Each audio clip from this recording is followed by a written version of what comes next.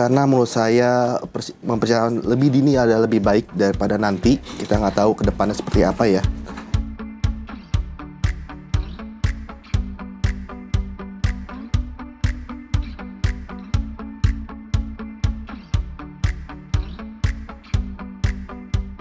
Saya Paula Rianti Komarudin, 58 tahun. Nama saya Nurita Siagian, 38 tahun. Saya Herdianto, usianya 55 tahun. Nama saya Indra Wanda Harja, usia saya baru 55 tahun. Nama saya Arif Hidayat, usia saya 45 tahun. Sudah, sekarang baru 9 tahun jalan ya. Sudah. Saya menikah hampir 15 tahun. Wah, syukurnya sudah baru 24 tahun. Sudah punya anak. 34 tahun ya. Sudah cukup lama. 20 tahun ada Pak ya? Ada. Sudah dua, yaitu satu umurnya yang paling besar 23 tahun dan satu lagi yang kecilnya itu adalah 21 tahun. Saya sudah punya 2 putra. Oh, 2. Jadi anak saya usia 33 dan 30 tahun.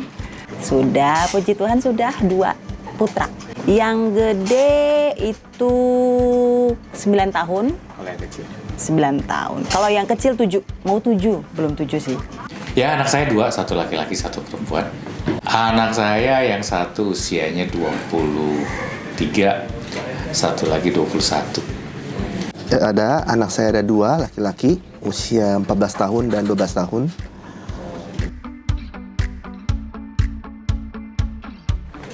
Saya mulai mempersiapkannya sih pada saat mereka lulus SD. Waktu pas mereka lahir, 33 tahun yang lalu, saya sudah menyisihkan tabungan buat pendidikan mereka. Sebenarnya sudah, tapi sekarang sedang terpakai untuk keperluan pendidikan anak juga sih. Jadi dana persiapan yang untuk pendidikan yang sudah saya siapkan itu udah kepakai sebagian untuk pendidikan anak yang sekarang. Dana pendidikan anak, gini, saya memang menyisihkan sejumlah uang waktu itu untuk tujuannya pendidikan anak. Saat ini saya sudah merencanakan pendidikan anak saya. Emas batangan ya itu saya siapkan, dan juga kalau uang itu pendidikan memang disisihkan tapi tidak secara rutin, istilahnya begitu. Jadi pas ada dana lebih saya masukkan, lebih begitu sih. Karena saat itu saya mau anak-anak saya mempunyai pengalaman buat sekolah di luar negeri. Jadi saya buka tabungan US dollar. Saya mencoba 1 bulan, saya waktu itu $100. US dollar pada saat itu cuma 2.000 perak, 1.800 atau ya pokoknya di bawah 3.000 perak deh saat itu. Jadi saya mencoba $100 minimal, tapi kadang-kadang nggak ada uang $100 itu, ya setidaknya mungkin ya $50, $100 saya mencoba untuk disiplin menyisihkan uang saat itu. Apa di Reksadana. Oh, di reksadana. Tadinya sih nggak gede-gede ya. Saya pikir bakalan cukup. Ya. 1 bulan itu saya sisihkan 300.000 per bulan tadinya. Sekarang belum sih, masih kepake. Saya ada yang di reksadana, saya ada yang di saham, saya ada yang di emas, kemudian juga ada yang di deposito US dollar. Karena menurut saya mempersiapkan lebih dini adalah lebih baik daripada nanti. Kita nggak tahu ke depannya seperti apa ya. Saya ada asuransi dana pendidikan. Saya juga taruh dana saya ke saham dan reksadana tentunya. Sahabat Cam semua, tadi kan sudah mendengar ya, beberapa orang punya pendapat yang berbeda-beda, walaupun banyak juga yang sama. Tetapi di sini mungkin ada sedikit pesan yang bisa dikasih tahu juga ke sahabat Cam semua, yaitu sebenarnya penting banget loh untuk mempersiapkan dana pendidikan. Berdasarkan data dari Kompas, bahwa inflasi pada pendidikan itu sekitar 15%-an. Jadi itu udah cukup tinggi, ya. Bukan cukup tinggi, bahkan sangat tinggi.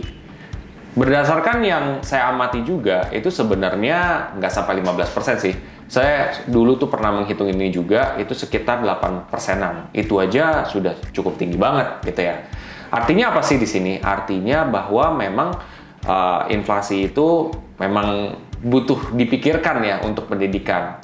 Nah, gimana sekarang caranya kita mempersiapkan dana pendidikan anak supaya lebih ringan? Nah, caranya adalah kita harus bisa mulai berinvestasi. Nah, dalam berinvestasi itu pun juga ada berbagai macam investasi ya. Nah, katakan di sini kita ambil contoh reksadana. Nah, di reksadana itu juga bisa nih. Ya, reksadana sebagai contohnya adalah reksadana saham.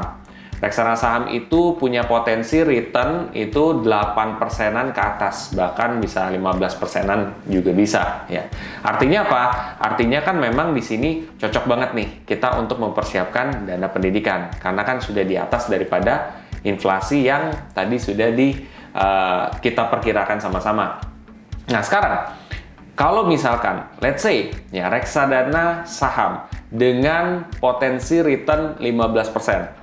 Kinerjanya 15%. Nah, kita misalkan buat dana pendidikan anak, buat kuliah lah, ya itu berapa yang harus kita kumpulin? Let's say 150 juta. Ya, ini let's say 140 juta. Dengan inflasi asumsinya untuk pendidikan itu 8%. Nah, berarti berapa sih yang harus disisihkan?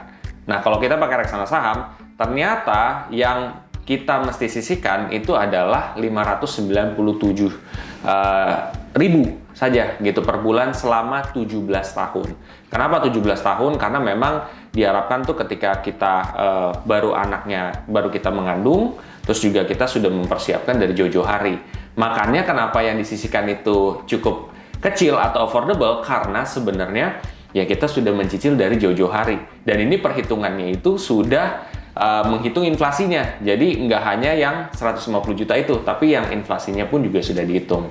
Jadi sebenarnya di sini bisa kita lihat bahwa kalau kita mempersiapkan dana pendidikan dari jauh-jauh hari, ya dari 17 tahun sebelumnya, ini sebagai contoh aja, itu udah semakin ringan banget ya, yang harus kita sisihkan berapa rutin setiap bulannya sampai due date-nya, sampai tanggal dimana kita terkumpul semua dananya. Tentu ini akan meringankan sahabat Cam semua juga yang sudah berkeluarga.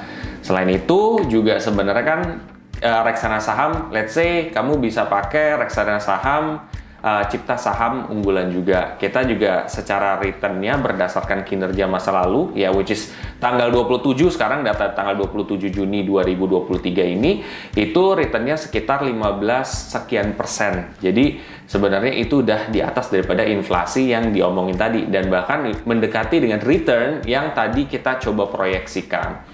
Oke, mudah-mudahan dapat edukasi yang banyak juga untuk dana pendidikan ini. Jadi kalau misalkan kamu belum mempersiapkan dana pendidikan, bisa kamu persiapkan sedini mungkin. Ya, mudah-mudahan bermanfaat. Apabila sahabat Cam setelah ini yang belum follow social media kita, ya bisa cek aja di kolom deskripsi di bawah ini. Kita juga ada social media juga di bawah untuk kita ikutin.